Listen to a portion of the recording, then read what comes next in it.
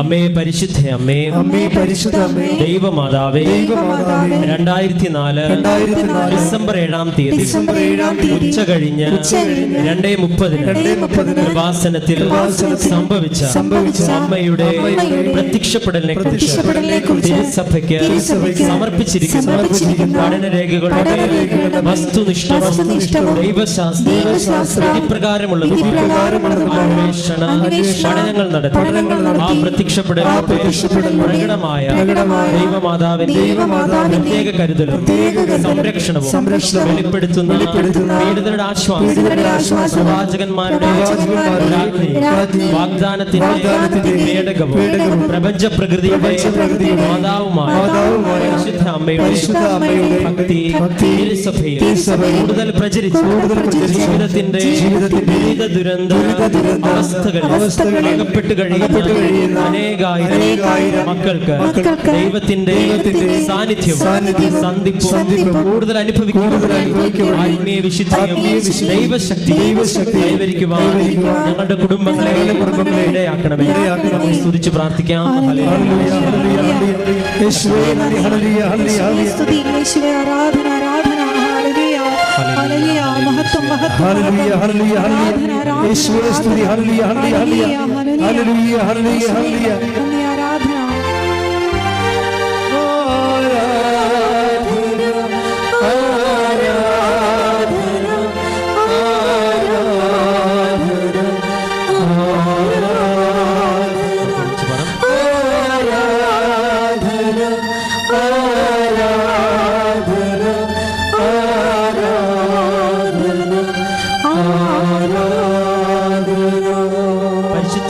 ദിവ്യകാരുണ്യത്തിന്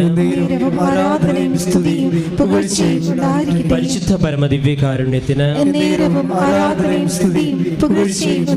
പരിശുദ്ധ പരമദിവ്യകാരുണ്യത്തിന് അമ്മേ പരിശുദ്ധ അമ്മേ, ലോകങ്ങൾ രാജ്ഞിയായ അങ്ങേക്ക് ഭൗമ സംരക്ഷണത്തിന് പ്രപഞ്ച പ്രകൃതിയെ തിരുസഭ പ്രതിഷ്ഠിക്കും. ഈ പ്രത്യക്ഷീകരണം വഴി പരിശുദ്ധ അമ്മേ, ജപമാല മാതാവേ, സകല കൃപാസന പ്രാർത്ഥനകളോട് ചേർന്ന് ഇപ്പോൾ പ്രാർത്ഥിക്കുന്ന ഈ സമൂഹത്തിന്റെ നിയോഗങ്ങൾ, നമ്മുടെ എല്ലാ നിയോഗങ്ങളും മൗനമായി ഈ സമയം സമർപ്പിച്ച് പ്രാർത്ഥിക്കാം.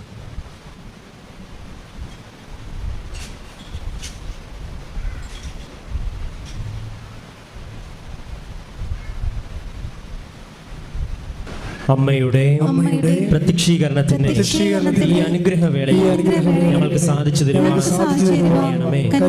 ആമേൻ. പരിശുദ്ധ പരമദിവ്യകാരുണ്യത്തിന് നിങ്ങൾ ദൈവതിരുസന്നിധി സന്തോഷമായിട്ടിരിക്കണം. സന്തോഷത്തിൻ്റെ കാരണം 10,000-കണക്കിന് മനുഷ്യർ ജീവിതം തകർന്നപ്പോൾ അവർ ജീവിതം കണ്ടെത്തിയ ദൈവം അവർക്ക് കൈനീട്ടിക്കൊടുത്ത സ്വർഗത്തിൻ്റെ വാതിൽപ്പടിയിലാണ് നിങ്ങൾ ഇരിക്കുന്നത്. കൈയടിച്ച് ശ്രദ്ധിക്കേണ്ട. ഹല്ലേലൂയ, ഹല്ലേലൂയ, ഹല്ലേലൂയ, യേശുവേ നന്ദി, ഹല്ലേലൂയ, ഹല്ലേലൂയ.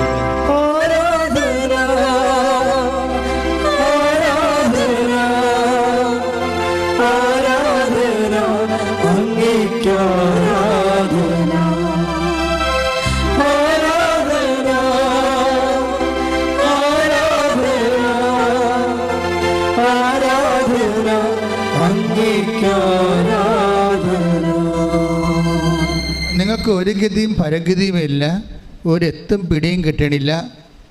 മുമ്പിൽ ഖേവോസ് ആണെന്ന് വിചാരിക്കുക. ഖേവോസ് എന്ന് പറയുന്നത് എന്താ? അതായത് ആദിഭൂമിയുടെ ഒരവസ്ഥയില്ലേ? ആദിഭൂമി, കർത്താവ് ആകാശം ഭൂമി സൃഷ്ടിച്ചു. ഭൂമി രൂപരഹിതമായിരുന്നു. ആഴത്തിൻ്റെ മീതെ അന്ധകാരം വ്യാപിച്ചിരുന്നു. അപ്പോൾ ആഴമുണ്ട്, അന്ധകാരമുണ്ട്, ഒരു സംഭവം കൊണ്ട് ജലം. അപ്പോൾ നമുക്ക് ഇനി മുന്നോട്ട് ആഴവും അന്ധകാരവും ജലവും പ്രളയവും ആയിക്കഴിഞ്ഞാൽ നിന്ന പട്ടത്തിന് നിൽക്കാനേ പറ്റത്തുള്ളൂ. ചിലപ്പോൾ ജലം വന്ന് നമ്മളവിടെ മുക്കി ഈ ആഴത്തിലേക്ക് വലിച്ചിട്ട് പോയെന്നും വരും. ഈ ടൈം ഭയങ്കര സീരിയസ് ടൈമാണ്. ഈ ഒരു സീരിയസ് ടൈമിലാണ് നമുക്ക് ചുറ്റും വെള്ളം കയറുകയും നമ്മുടെ ചുറ്റും അന്ധകാരം നിറയുകയും ചെയ്യുന്ന അവസ്ഥ. കടമാകാം, രോഗമാകാം, ജോലി നഷ്ടപ്പെട്ട അവസ്ഥയാകാം, പരപ്രാവശ്യം എഴുതിയ പരീക്ഷയാകാം. ഇനി എന്ത് ചെയ്യണമെന്ന് ആർക്കും അറിയാൻ പാടില്ലാതെ ഇരിക്കുകയും നമ്മൾ പലരെയും ഫോൺ വിളിച്ചിട്ട് നമ്മുടെ നമ്പരാണെന്ന് കണ്ടിട്ട് അവർ മനഃപൂർവ്വം നമ്മുടെ നമ്പർ എടുക്കാത്ത സമയം വരും. അത് നിങ്ങൾക്ക് എല്ലാവർക്കും ഫീൽ ചെയ്തിട്ടുള്ള കാര്യമാണ്. നിങ്ങളൊരു പരിങ്ങലിലാണെന്ന് കണ്ടാൽ പിന്നെ നമ്മുടെ നമ്പർ ആരും എടുക്കത്തില്ല, റിങ് ചെയ്തുകൊണ്ടിരിക്കും. അപ്പോൾ നമ്മൾ വിചാരിക്കും റിങ് ചെയ്യുന്നുണ്ട്, ആളില്ലാഞ്ഞിട്ടായിരിക്കും എന്നല്ല. അങ്ങനെയല്ല, അയാൾ അവിടെ ഉണ്ട്. നിങ്ങളുടെ നമ്പർ കാണാം അയാൾക്ക്. അയാൾ നമ്പർ കട്ട് ചെയ്താൽ നിങ്ങൾ അറിയാത്തത് കൊണ്ട് ന്യൂട്രായിട്ട് അയാൾ നിങ്ങളെ സ്കൂട്ട് ചെയ്യണമാണ് സംഭവം ഒഴിവാക്കണത്. ഇതിനാണ് കെയോസ് എന്ന് പറയുന്നത്. നിങ്ങളുടെ ഏറ്റവും നിങ്ങൾ ആശ വെച്ചവരും പ്രതീക്ഷ വെച്ചവരും നിങ്ങളുടെ കോൾ എടുക്കാതിരിക്കുന്ന സമയത്തിനാണ് ആധുനിക ഭാഷയിൽ കെയോസ് എന്ന് പറയുന്നത്. ഇങ്ങനെ ഒരു സാഹചര്യത്തിലൂടെയാണ് നീ പോകുന്നതെങ്കിലും നിൻ്റെ കോള് ഏത് സമയത്തും എടുക്കുന്ന ഒരാളുണ്ട്. അയാളുമായിട്ടാണ് നമ്മൾ ഉടമ്പടി ചെയ്യാൻ വേണ്ടി വിളിക്കപ്പെട്ടിരിക്കുന്നതോ ഉടമ്പടിയിലായിരിക്കണത്. കൈയടിച്ച് ശ്രദ്ധിക്കട്ടെ. Hallelujah hallelujah hallelujah hallelujah hallelujah. യേശുവേ നന്ദി. ഹല്ലേലൂയ ആരാധന ആരാധന ആരാധന അങ്ങേയ്ക്ക് ആരാധന ആരാധന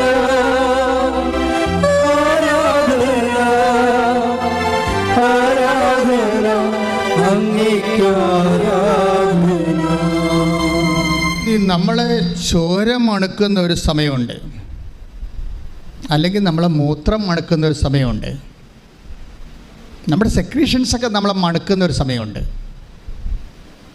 നമ്മളെ ആൾക്കാർ കൈകൊണ്ട് എടുക്കാൻ ബുദ്ധിമുട്ടുന്നതും നമ്മുടെ മുറിയിലോട്ട് കയറി വരാനോ നമ്മുടെ ജീവിതത്തിലൊക്കെ എത്തി നോക്കാനോ പറ്റാതെ നമ്മൾ ഒറ്റയ്ക്ക് നമ്മുടെ വിധിക്ക് വിടുന്ന ഒരു സമയമുണ്ട്.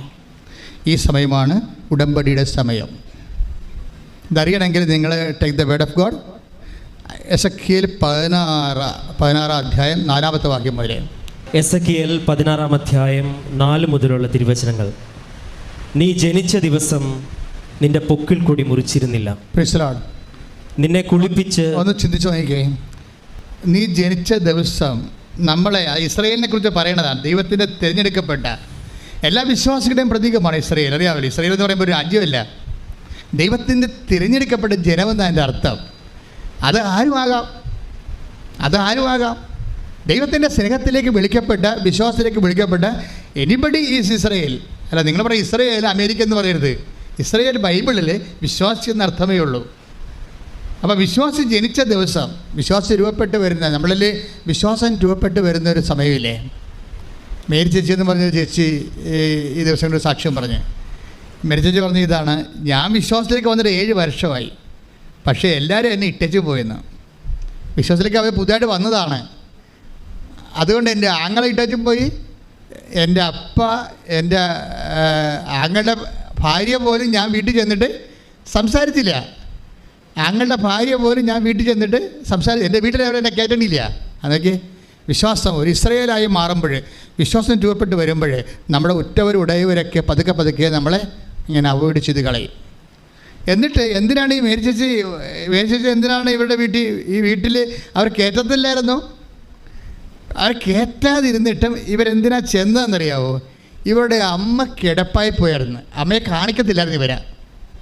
വൈരാഗ്യം കൊണ്ടേ സ്വന്തം അമ്മയെപ്പോലെ ഇവരെ കാണിക്കത്തില്ലായിരുന്നു. എങ്കിലും ഇവർക്ക് തോന്നി അമ്മയെ ഒന്ന് പോയി കാണാം. അമ്മ കിടപ്പായിപ്പോയി, അനങ്ങാൻ പാടില്ല, അമ്മയ്ക്ക് എഴുന്നേക്കാൻ പാടില്ല. ബാത്റൂമിൽ തന്നെ പിടിച്ചു കൊണ്ടുപോയാൽ മാത്രമേ ബാത്റൂമിൽ പോകാൻ പറ്റത്തുള്ളൂ. അപ്പോൾ അമ്മയെ കാണാൻ പോയപ്പോൾ നിങ്ങളെല്ലാവരും മനസ്സിലാക്കേണ്ട ഒരു സത്യമുണ്ട് എൻ്റെ അകത്ത്. അതായത് ഈ ദിവസങ്ങൾ വരുന്ന സാക്ഷ്യത്തിൻ്റെ ഒരു രീതിയുണ്ട്. ആ സാക്ഷ്യത്തിൻ്റെ രീതി എന്ന് പറയുന്നത്, ഇപ്പോൾ തന്നെ കൊല്ലത്ത് നിന്ന് ജിബി ആൻ്റണി ഒരു സാക്ഷ്യം പറഞ്ഞു. അപ്പോൾ അവർ ഉന്നയിച്ചൊരു വിഷയമുണ്ട്.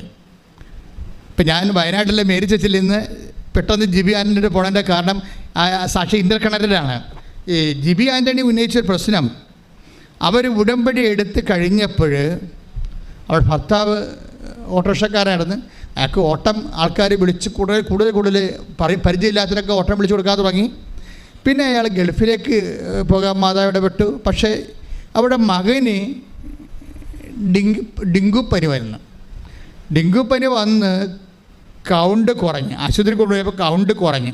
അപ്പോൾ ഡോക്ടർ പറഞ്ഞു സീരിയസ് ആണെന്ന് പറഞ്ഞപ്പോൾ അവിടെ നാട്ടിലൊക്കെ ഡെങ്കു പനിയായി, കൊല്ലത്ത്.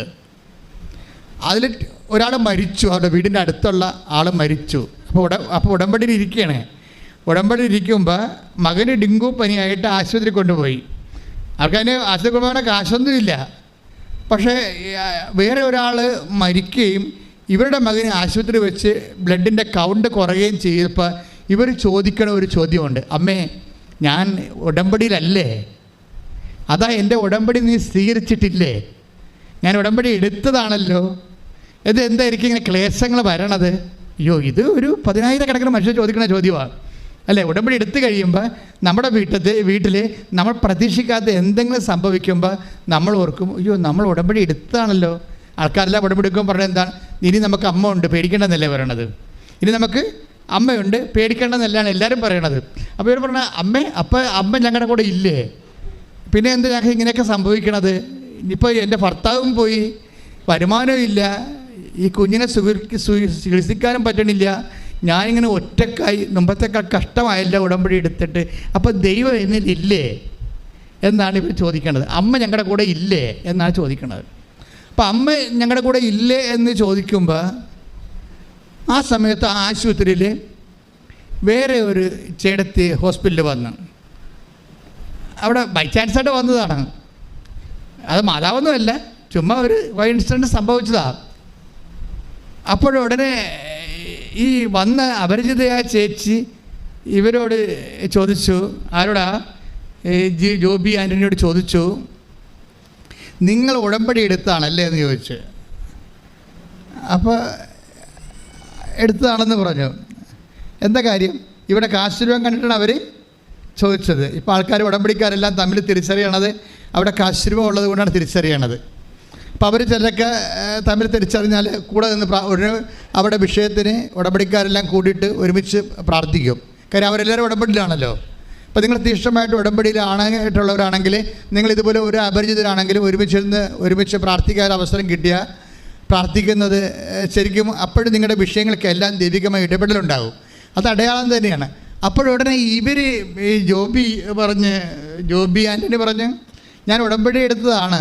അപ്പോൾ ഈ വന്ന അപരിചിത പറഞ്ഞു, എനിക്ക് ഒന്ന് അവിടെ പോയാൽ കൊള്ളാമെന്നുണ്ട്, പക്ഷെ പറ്റണില്ല എന്ന് പറഞ്ഞ്. എന്നിട്ട് പറഞ്ഞ് എൻ്റെ കൈ, അപ്പോൾ ഞാൻ അവർ എന്തിനാണ് പോണത്? അത് എൻ്റെ കൈ പൊങ്ങണില്ല, കുറേ മാസങ്ങളായിട്ട് ഇത് പൊക്കിയിട്ട് ഒരു ജോലി നടക്കണില്ല, കൈ തളർന്നു പോയി. അപ്പോൾ ഉടനെ ഈ ജോബി ആൻ്റണി എന്ത് ചെയ്തറിയോ?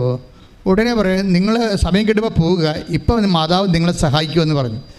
എന്നിട്ട് ഇവിടെ കയ്യിരുന്ന് ഉടമ്പടി തൈലം ആശുപത്രി വെച്ചിട്ട് ഈ തളർന്നു പോയ കയ്യിൽ അവർ പെരട്ടി വിശ്വാസ പ്രമാണം ചൊല്ലിക്കൊടുത്ത്. വിശ്വാസ പ്രമാണം ചൊല്ലി പെരട്ടി കഴിഞ്ഞപ്പോൾ തന്നെ ഈ കൈ പടേന്ന് പൊങ്ങി ഇങ്ങനെയുണ്ട്. അപ്പോഴെന്ത് സംഭവിച്ചു കഴിഞ്ഞാൽ ഇവിടെ ചോദിച്ചൊരു ചോദ്യമില്ലേ? ആര്? ഡെങ്കു ആയിട്ട് മകനെ കൊണ്ടുവന്ന് ആശുപത്രി ഇട്ടേച്ച് മാതാവിനോട് ചോദിച്ചില്ലേ, മാതാവ് ഞങ്ങൾ ഉടമ്പടിയിലല്ലേ, അതായത് എൻ്റെ ഉടമ്പടി നീ സ്വീകരിച്ചില്ലേ, അപ്പം നീ ഞങ്ങളെ വിട്ടു പോയോ എന്ന് ചോദിച്ചതിന് മറുപടിയാണ് ഇവരെ കൊണ്ടുവന്നിരിക്കുന്നത്. അപ്പം നിങ്ങൾ ചങ്ക് പറഞ്ഞ് മാതാവിനോട് ചോദിച്ചാൽ അപ്പോൾ ആൻസർ ചെയ്യും. അപ്പോൾ ആൻസർ ചെയ്യണമല്ല ഈ സാക്ഷ്യത്തിൻ്റെ ഒരു ഹൈലൈറ്റ് എന്ന് പറയണത് അതല്ല. എല്ലാവരും ഇതുപോലെ നിങ്ങൾ പത്രം കൊടുക്കുന്നുണ്ട്. എന്തിനാണ് പത്രം കൊടുക്കുന്നത്? ക്രിസ്തുവിനെ ലോകം അറിയാൻ വേണ്ടിയാണല്ലേ. പക്ഷെ നിങ്ങളുടെ കയ്യിൽ കുറേ ആയുധങ്ങളുണ്ട്.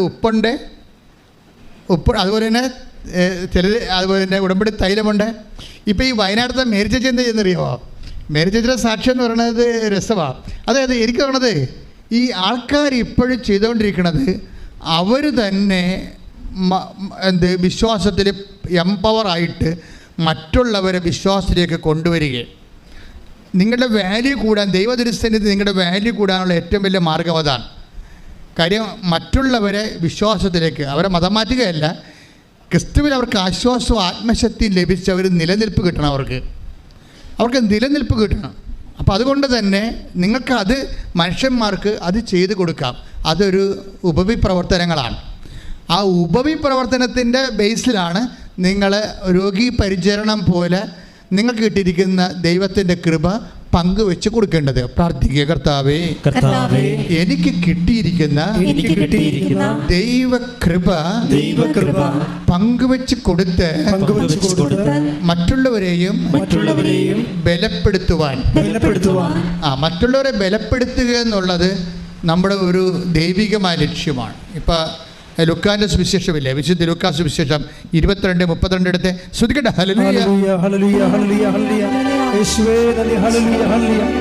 ലൂക്കാ എഴുതിയ സുവിശേഷം 22-ാം അധ്യായം 32-ാമത്തെ വാക്യം. ലൂക്കാ 22:32.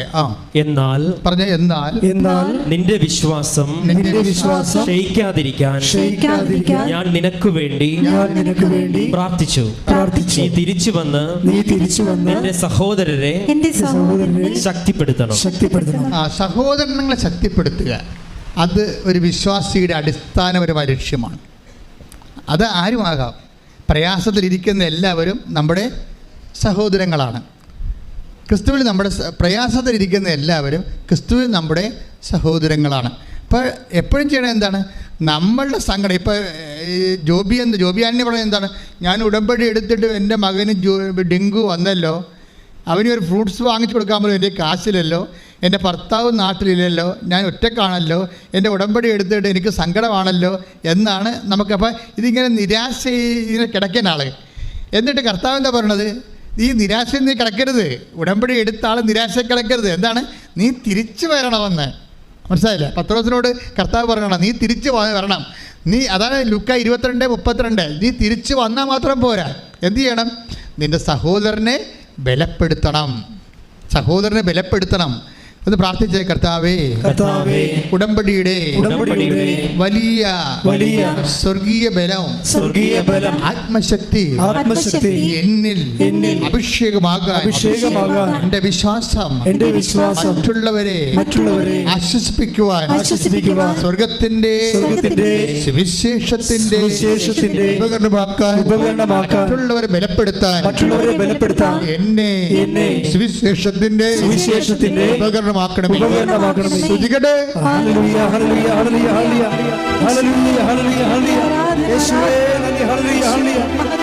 പരിശുദ്ധ പരമ ദിവ്യകാരുണ്യത്തിന് അപ്പോഴേ ഈ കൊല്ലത്തെ ജോബി ആൻ്റണി ഇവിടെ കൈ പൊങ്ങിക്കഴിഞ്ഞപ്പോഴേ അവർക്ക് മനസ്സിലായി. എന്ത് മനസ്സിലായി? ഉടമ്പടിയിൽ അവർക്ക് ഇടയ്ക്ക് ദുഃഖങ്ങളൊക്കെ ഉണ്ടെങ്കിലും ഉടമ്പടിയിലാണവർ. ദൈവം അവരെ വിട്ട് പോയിട്ടില്ല. അതൊരു അടയാളം കാണിക്കുകയാണ്. അപ്പോൾ നിങ്ങളിതുപോലെ ഈ സാക്ഷികൾക്കൊക്കെ മനസ്സിലാകണം. ഉടമ്പടി എടുത്താലും ചില സമയത്ത് ജീവിതത്തിൻ്റെ ചില സ്വാഭാവികമായ കഷ്ടപ്പാടുകൾ ഉണ്ടാകുമ്പോൾ നിങ്ങളുടനെ മതിമറന്നിട്ട് ഉടമ്പടിയിൽ ഉഴപ്പ് കാണിക്കരുത്. അങ്ങനെയാണ് പല ആൾക്കാർക്കും പണി കിട്ടിയിരിക്കുന്നത്. ദൈവം എപ്പോഴും വിശ്വസ്തനായിരിക്കും. അതായത് ഇപ്പോൾ തിമോത്തി 2 പറയുന്ന പോലെ, ഇപ്പോൾ 2:20 എടുത്ത്, അതായത് നമ്മൾ അവിശ്വസ്തനായിരുന്നാലും ദൈവം വിശ്വസ്തനായിട്ട് തുടരും. ശ്രദ്ധിക്കട്ടെ. Hallelujah hallelujah hallelujah hallelujah.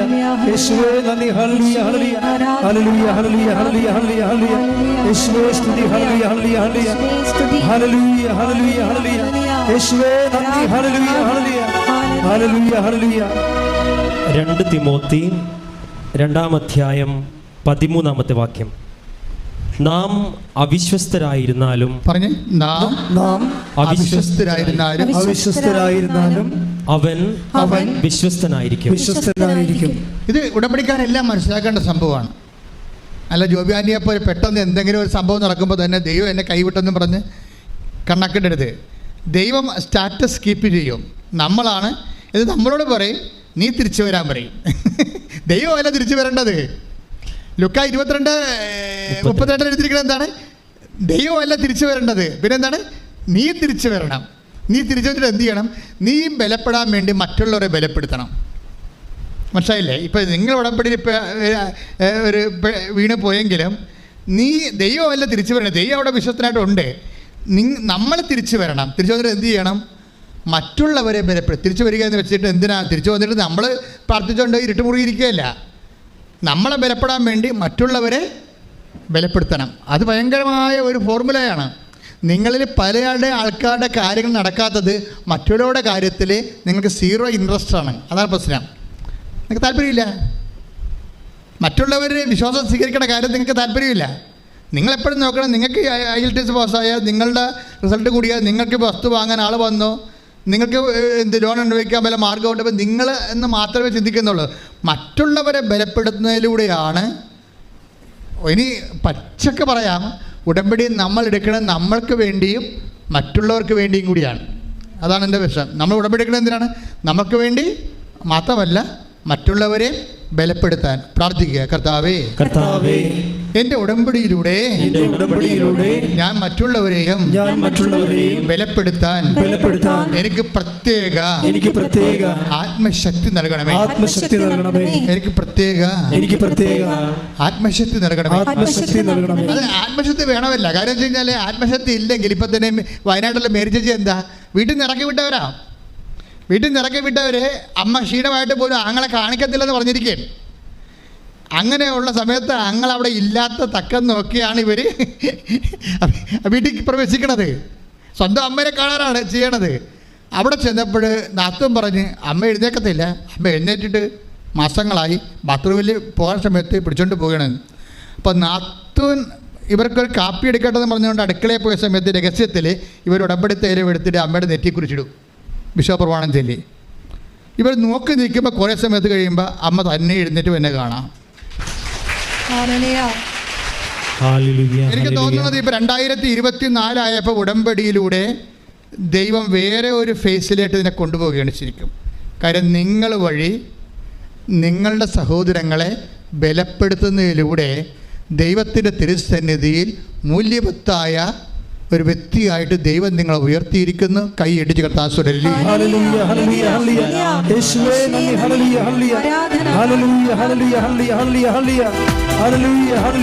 എൻ്റെ പേര് ബിന്ദു പത്മദാസ്. ഞാൻ കൊല്ലം ജില്ലയിൽ നിന്ന് വരുന്നു. ഞാൻ കഴിഞ്ഞ മാസം 3-ാം തീയതിയാണ് ഞാൻ ഇവിടെ വന്ന് ഉടമ്പടി എടുത്തത്. ഉടമ്പടി എടുത്ത അന്ന് മുതൽ എനിക്ക് അമ്മ മാതാവിൻ്റെ സംരക്ഷണം വളരെ നല്ല രീതിയിൽ ഫീൽ ചെയ്യുന്നുണ്ട്. അതിനോടൊപ്പം തന്നെ എനിക്ക് പറയാനുള്ളത്, ജോസഫ് അച്ഛൻ്റെ എല്ലാ യൂട്യൂബ് ചാനലിൽ നടക്കുന്ന ആരാധനയും ഞാൻ കൃത്യമായി പങ്കെടുക്കുകയും അച്ഛൻ്റെ ഓരോ ആരാധനയിൽ പറയുന്ന വചനങ്ങൾ വളരെ ശ്രദ്ധിച്ച് പഠിക്കുകയും പ്രത്യക്ഷീകരണ പ്രാർത്ഥന വളരെ കൃത്യമായി കറക്റ്റ് 3 മണി വെളുപ്പാങ്കാലത്ത് സമയത്ത് എഴുന്നേറ്റ് ഞാൻ പ്രാർത്ഥിക്കുന്ന ആളാണ്. അതിൻ്റെ ഫലമായി ഉടമ്പടി എടുത്ത അന്ന് തന്നെ എൻ്റെ ഈ 2 മുട്ടുകാലിലും നല്ല വേദനയുള്ള ആളായിരുന്നു. 7 വർഷം കൊണ്ട് ഞാൻ ഈ മുട്ടിൻ്റെ വേദന വളരെ നല്ല രീതിയിൽ അനുഭവിച്ച് എന്ത് ചെയ്യും ഈ മുട്ടുവേദനയ്ക്ക്. അങ്ങനെ അമ്മ മാതാവിൻ്റെ ഈ പ്രാർത്ഥന, പ്രത്യക്ഷീകരണ പ്രാർത്ഥന, മുട്ട് കുത്തി നിന്ന് അത് ചൊല്ലുവാനായിട്ടുള്ള ഒരു ബുദ്ധിമുട്ട് എനിക്ക് ആദ്യമൊക്കെ വളരെ നല്ല രീതിയിലുണ്ടായിരുന്നു. പക്ഷേ ക്രമേണ ഈ ജപമാല ഫുള്ളും എനിക്ക് ഈ മുട്ട് കുത്തി നിന്ന് ചൊല്ലുവാനായിട്ടുള്ള അവസരം അമ്മ മാതാവ് ഉണ്ടാക്കി തന്നു. എൻ്റെ ഈ മുട്ടുവേദന ഇപ്പോൾ എനിക്കില്ല. ഞാൻ പ്രത്യക്ഷീകരണ പ്രാർത്ഥനയും ജപമാലയും വെളുപ്പിന് 3 മണിക്ക് 3 തവണ ചൊല്ലി പ്രാർത്ഥിച്ച് മുട്ടിൽ നിന്ന് തന്നെയാണ് ഈ 3 തവണയും ചൊല്ലുന്നത്. എനിക്കതിൽ വളരെ സന്തോഷവും അമ്മ മാതാവിനോട് 1 കോടി നന്ദിയും ഞാൻ പറയുകയാണ്. ഈ മുട്ടുവേദന മാറി തന്നെ എൻ്റെ ശരീരത്തിൻ്റെ ഏറ്റവും വലിയ ഒരു നല്ല അവസ്ഥ എനിക്ക് മാറിക്കിട്ടി. രണ്ടാമത് ഇവിടെ വന്നപ്പോൾ ഞാൻ ഉടമ്പടി എടുത്തപ്പോൾ എൻ്റെ കൊച്ചച്ഛൻ, അതായത് എൻ്റെ അമ്മയുടെ അനുജിത്തിയുടെ ഭർത്താവ്, ആ പുള്ളിക്ക് ക്യാൻസർ ആയിരുന്നു. 3 മാസം കൊണ്ട് പുള്ളിയുടെ സിറ്റുവേഷൻ വളരെ മോശമായിരുന്നു. അപ്പോൾ ഉടമ്പടി എടുക്കാതെ ഞാൻ അദ്ദേഹത്തെ പോയി കാണില്ല. അദ്ദേഹത്തെ ഞാൻ ഉടമ്പടി എടുത്തിട്ട് പോയി കാണുവാണെങ്കിൽ എനിക്ക് നല്ല വിശ്വാസമുണ്ട് അദ്ദേഹത്തിന് അത് മാറിക്കിട്ടുമെന്ന്.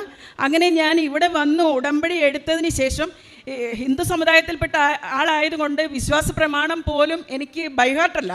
ഞാൻ ഇവിടെ നിന്ന് വണ്ടിയിൽ കയറി വണ്ടിയിലിരുന്ന് വിശ്വാസ പ്രമാണം ഞാൻ ബൈഹാർട്ടായിട്ട് പഠിച്ചിട്ട് അവിടെ ചെന്നപ്പോൾ, എന്താ മോളെ നീ ഇത്രയും വൈകിയത്? അത് ഞാൻ ഇന്ന കാര്യത്തിനായിട്ട് വേണ്ടി കൊച്ചച്ഛന് വേണ്ടി പോയി. ഞാൻ അവിടെ ഇരുന്ന് ആദ്യം ചെന്ന് ഈ ഉടമ്പടി തൈലം എടുത്ത് കൊച്ചച്ഛൻ്റെ നെറ്റിയിൽ വയറ്റിലും ശരീരം മൊത്തവും പുരട്ടിയിട്ട് ഞാൻ പ്രാർത്ഥിച്ചു വിശ്വാസ പ്രമാണം. എനിക്ക് ബൈഹാർട്ടായി. അപ്പോൾ ഞാൻ അത്രയും നേരം ആ വണ്ടിയിലിരുന്ന് പ്രാർത്ഥിച്ച് പഠിച്ച് വിശ്വാസ പ്രമാണം ചൊല്ലി എന്തോ പെട്ടെന്ന് തന്നെ പുള്ളിക്കൊരു ചിരിയും സന്തോഷവും അവിടെ ഉള്ളവരെല്ലാവരും അതിശയിച്ചു പോയി. കൊച്ചച്ഛൻ എണീക്കാനായിട്ട് കൂടുതലും ആഗ്രഹം കാണിക്കുന്നു, എന്നെ കെട്ടിപ്പിടിക്കുന്നു, എന്നെ ഒന്ന് എണീപ്പിക്കാൻ പറയുന്നു. അപ്പം എല്ലാവരോടും പറഞ്ഞു, ഇനി 3 മാസത്തേക്കേ ആയുസുള്ളൂ, എല്ലാവരെയും അറിയിക്കുക, അങ്ങനെയൊക്കെ പറഞ്ഞെങ്കിലും എനിക്ക് പരിപൂർണമായിട്ട് വിശ്വാസമാണ് ഈ അമ്മയുടെ അടുത്ത് വന്ന് പ്രാർത്ഥിച്ചാൽ അതിന് സൗഖ്യമുണ്ടാവുമെന്ന്. എന്നെ ഈ ഒരു വിശ്വാസത്തിലേക്ക് ഇറക്കിയത് എൻ്റെ കൂടെ വർക്ക് ചെയ്യുന്ന സാബു എന്ന ഒരു വ്യക്തിയാണ്. അദ്ദേഹത്തിൻ്റെ വൈഫ് ഇവിടുത്തെ സ്ഥിരം സന്ദർശകയും വിശ്വാസിയുമായിരുന്നു. അപ്പോൾ പുള്ളിക്കാരിയാണ് എന്നോട് പറഞ്ഞത്, രോഗസൗഖ്യം പെട്ടെന്നാണ് വിശ്വാസത്തോടെ പ്രാർത്ഥിച്ചാൽ. എനിക്കും അത് നന്നായിട്ട് ഫീൽ ചെയ്തു. ഇപ്പോൾ കൊച്ചച്ഛന് യാതൊരു ആപത്തും ഇല്ല, കൊച്ചച്ഛൻ എണീറ്റിരിക്കുന്നു. അതേപോലെ തന്നെ ഡോക്ടറെ കൊണ്ട് കാണിച്ചപ്പോൾ ഇപ്പോൾ ഇനി വലിയ പ്രശ്നങ്ങളൊന്നും ഇല്ലല്ലോ എന്ന് പറഞ്ഞു. ഇനി സന്തോഷമായിട്ടിരിക്കുക. അവരും വീട്ടിൽ ഞാൻ പറഞ്ഞത് പ്രകാരം പ്രാർത്ഥനകൾ മുടക്കാതെ ചെയ്യുന്നുണ്ട്. കൊച്ചച്ഛൻ പൂർണ്ണ സൗഖ്യവാനായി. അതിലും വലിയൊരു സന്തോഷം എനിക്കിനി വേറൊന്നുമില്ല. അമ്മ മാതാവിൻ്റെ അനുഗ്രഹം ഒന്നുകൊണ്ട് മാത്രമാണ് അതെന്ന് ഞാൻ പരിപൂർണമായിട്ടും വിശ്വസിക്കുന്നു. പിന്നെ രണ്ടാമത് എനിക്ക് പറയാനായിട്ടുള്ളത്, എൻ്റെ മകൻ ഇപ്പോൾ നടന്നുകൊണ്ടിരിക്കുന്ന +2 എക്സാം എഴുതിക്കൊണ്ടിരിക്കുകയാണ്. അവർക്കിനി പ്രാക്ടിക്കൽ എക്സാം മാത്രമേ ഉള്ളൂ. അപ്പം ഞാൻ നിയോഗം വെച്ചിരിക്കുന്ന ഒരു 6 കാര്യങ്ങളിലും 3 കാര്യങ്ങളും ഏകദേശം എനിക്ക് അമ്മ മാതാവ് ഇപ്പോൾ തന്നെ നടത്തി തന്നു കഴിഞ്ഞു. അതിൽ രണ്ടാമത്തെ കാര്യം, എൻ്റെ മകൻ്റെ എക്സാം. അവൻ എന്നോട് പറഞ്ഞു, അമ്മ ഞാനെല്ലാം പഠിക്കുന്നുണ്ട്, പക്ഷേ എങ്ങനെയാവുമെന്ന് എനിക്കറിയില്ല, അമ്മ വഴക്കൊന്നും പറയരുത്, അമ്മ എനിക്ക് വേണ്ടി പ്രാർത്ഥിക്കണമെന്ന് പറഞ്ഞു. അപ്പോൾ ഞാൻ ആദ്യത്തെ ദിവസം അവനോട് പറഞ്ഞു, ഞാൻ ഈ ഉടമ്പടി തൈലം തേച്ച് വിശ്വാസ പ്രമാണം ചൊല്ലി മോനെ പ്രാർത്ഥിച്ച് പോകണം. ആദ്യത്തെ ദിവസം അവൻ എന്തോ എതിർപ്പൊക്കെ പ്രകടിപ്പിച്ചു, ഒരു ചെറിയ ഒരു അനിഷ്ടത അതിലൊക്കെ കാണിക്കുകയും ചെയ്തു. പക്ഷെ രണ്ടാമത്തെ ദിവസം എൻ്റെ പൊന്നു മോൻ എന്നോട് പറഞ്ഞു, അമ്മ ഇന്നലെ പ്രാർത്ഥിച്ചിട്ടേ എനിക്ക് ഇന്നലത്തെ എക്സാം വളരെ എളുപ്പമായിരുന്നു അമ്മ, അതുകൊണ്ട് ഇന്നും അമ്മ എന്നെ പ്രാർത്ഥിച്ച് വിടണേ എന്ന് പറഞ്ഞു. അപ്പോൾ എൻ്റെ കുഞ്ഞിനോട് അങ്ങനെ പറഞ്ഞപ്പോൾ എനിക്കതിൽ വലിയ സന്തോഷം. വേറെന്താ, അമ്മ മാതാവിനെ എൻ്റെ മോനും തിരിച്ചറിഞ്ഞു. അവൻ വളരെ സന്തോഷത്തോടെ ഓരോ എക്സാം കഴിഞ്ഞ് വരുമ്പോഴും എന്നോട് പറയുന്നു, അമ്മ എനിക്ക് പരീക്ഷ വളരെ എളുപ്പമായിരുന്നു, അമ്മ പ്രാർത്ഥിച്ചതുകൊണ്ടാണെന്ന് അവൻ എന്നോട് പറയുന്നു. അതും അമ്മ മാതാവിൻ്റെ അനുഗ്രഹം ഒന്നുകൊണ്ട് മാത്രം, എൻ്റെ പ്രാർത്ഥനയും അതാണെന്ന് ഞാൻ പരിപൂർണമായിട്ട് വിശ്വസിക്കുന്നു. മൂന്നാമത് എനിക്ക് കിട്ടിയത് ഒരു അനുഗ്രഹം എന്ന് പറയുന്നത്, എൻ്റെ കൂട്ടുകാരിക്ക് ഒരു മുഴയുണ്ടായിരുന്നു. വിശ്വാസ പ്രമാണം ചൊല്ലി പുള്ളിക്കാരിയെയും ഞാൻ ഇതേപോലെ ഇവിടെ വന്നിട്ടില്ല, പുള്ളിക്കാരി എന്നോടൊപ്പം ഇവിടെ വരാനിരുന്നതാണ്. ഇന്ന് അദ്ദേഹത്തിന് വരാൻ പറ്റിയിട്ടില്ല. പക്ഷേ എന്നോടൊപ്പം വേറെ 2 പേര്, ഒരാളും കൂടി ഇന്ന് വന്നിട്ടുണ്ട്. ഇവരെല്ലാം എൻ്റെ വിശ്വാസത്തെ പ്രതിയാണ് വന്നിരിക്കുന്നത്. എൻ്റെ ആ കൂട്ടുകാരിക്ക് വയറ്റിലുണ്ടായിരുന്നൊരു നെല്ലിക്ക വലിപ്പമുള്ളൊരു മുഴയായിരുന്നു. ഈ മുഴ കൊണ്ടൊരു നല്ല വേദനയും പുള്ളിക്കാരിക്ക് അനുഭവപ്പെട്ടിരുന്നു. ഈ വേദന വിശ്വാസ പ്രമാണം ചൊല്ലി ഈ തൈലം പുരട്ടിയതിന് ശേഷവും വളരെയധികം വ്യത്യാസം വരികയും പുള്ളിക്കാരി അതിൽ വളരെ സന്തോഷവതിയായിട്ട് സൗഖ്യവതിയായിട്ട് ഇപ്പോൾ ഇരിക്കുന്നു. ഇത് മൂന്നാമത്തത്. നാലാമത്തത്, ഒരുപാട് കടബാധ്യതകളുള്ള ഒരു വ്യക്തിയാണ് ഞാൻ. എല്ലാവർക്കും കടങ്ങളുണ്ട്, പക്ഷേ എൻ്റെ കടങ്ങൾ എന്ന് പറഞ്ഞാൽ ഞാൻ ഒരുപാട് പേരെ സഹായിച്ച് കിട്ടാക്കടങ്ങളായിരുന്നു എനിക്ക് കൂടുതലും. അപ്പോൾ ഒരു 7 വർഷമായിട്ട് എനിക്ക് തരാനുള്ള പൈസ തരാതിരുന്ന ഒരു വ്യക്തി ഉടമ്പടി എടുത്ത് ഞാൻ വീട്ടിൽ ചെന്ന് പ്രത്യക്ഷീകരണ പ്രാർത്ഥന 3 ദിവസം ചൊല്ലിയതിന് ശേഷം 4ാമത്തെ ദിവസം എനിക്കൊരു ഫോൺ കോൾ വരുന്നു, കുഞ്ഞെ നീ എവിടെയാണ്? അപ്പോൾ ഞാൻ ബസ്സിലിരിക്കുകയാണ്, മോളെ നിനക്ക് ഞാനൊരു ഇത്തിരി പൈസ തരാനുണ്ടല്ലോ, അത് തരാൻ വേണ്ടി എനിക്കൊന്ന് വീട്ടിലേക്ക് വരണം, മോൾ അവിടെ ഉണ്ടാവുമോ എന്ന് ചോദിച്ചു. അപ്പോഴും ഞാൻ ആ ബസ്സിലിരുന്ന് തന്നെ ഭയങ്കരമായിട്ട് കരഞ്ഞു. ഇത്രയും നാളും ഞാൻ ആഗ്രഹിച്ചപ്പോഴൊന്നും അവരെനിക്ക് തന്നിട്ടില്ല. പക്ഷേ ഈ ഉടമ്പടി എടുത്തതിന് ശേഷം വന്ന മാറ്റം മാത്രമാണ് അതെന്ന് ഞാൻ വിശ്വസിക്കുന്നു. അവർ ആ പൈസ എൻ്റെ വീട്ടിൽ കൊണ്ടുവന്ന് എന്നെ ഏൽപ്പിക്കുകയും ചെയ്തു. 4ാമത്, KSFയുടെ ഒരു ചിട്ടി ഉണ്ടായിരുന്നു. എൻ്റെ കടങ്ങൾ തീർക്കാൻ വേണ്ടി ഈ ചിട്ടിക്ക് വേണ്ടി ഞാൻ കുറേ നാൾ പുറകെ നടന്നിരുന്നു. അത് മുടക്കങ്ങളൊക്കെ വന്നു. അത് ലാസ്റ്റ് എനിക്ക് കിട്ടാനായിട്ട് വഴിയില്ലാതെ അതിങ്ങനെ പോയിക്കൊണ്ടേയിരുന്നു. പക്ഷേ പെട്ടെന്ന് ഒരു സുപ്രഭാതത്തിൽ ഇതേപോലെ തന്നെ KSF എന്നൊരു ഉദ്യോഗസ്ഥൻ എന്നെ വിളിച്ചു പറഞ്ഞു, എത്രയും പെട്ടെന്ന് അവിടെ വരണം, നിങ്ങൾക്കുള്ള ചിട്ടി റെഡി ആയിട്ടുണ്ട്, നിങ്ങൾ വന്ന് പണം സ്വീകരിക്കണമെന്ന് പറഞ്ഞു. ഇതും എന്നെ സംബന്ധിച്ചിടത്തോളം എൻ്റെ കടബാധ്യതകൾ പതുക്കെ എല്ലാം അമ്മ മാതാവ് നീക്കി തരുന്നതായിട്ടാണ് എനിക്ക് ഫീൽ ചെയ്യുന്നത്. അതായത് നമ്മൾ അച്ഛൻ പറയുന്നത് പോലെ പ്രാർത്ഥന വളരെ സൂക്ഷ്മമായിട്ടും വളരെ നല്ല രീതിയിൽ കൃത്യതയോടുകൂടി ചെയ്തു കഴിഞ്ഞാൽ ഈ ഉടമ്പടി വളരെ നല്ല രീതിയിൽ നമുക്ക് എഫക്റ്റ് ആവുമെന്ന് എനിക്ക് മനസ്സിലായിട്ടുണ്ട്. കാര്യം എത്ര ഭംഗിയായിട്ടാണ് ആ പ്രയറിനെ നമ്മൾ കാണുന്നത്, അത്ര നല്ല രീതിയിൽ എത്രയും പെട്ടെന്ന് തന്നെ മാതാവ് നമ്മുടെ കൂടെ വരും.